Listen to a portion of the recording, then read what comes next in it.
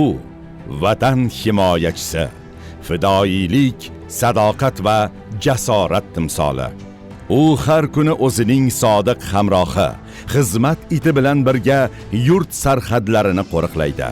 Uning har bir qadami tinchlik, har bir nigohi sokinlik timsolidir.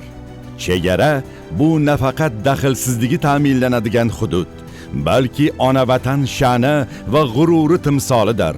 Chegarachi esa ushbu sha'an va g'ururni asrashni o'z hayotining mazmuniga aylantirgan himoyachi.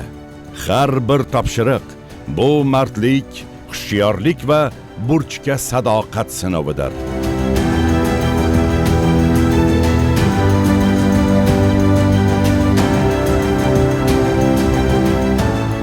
Sadoqatning o'lchovi yo'q, ammo davlat rahbarining ishonchi chegarachi uchun har narsadan ustundir.